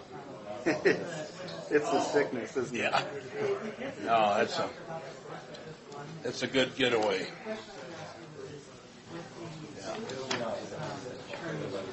Yeah. Yeah.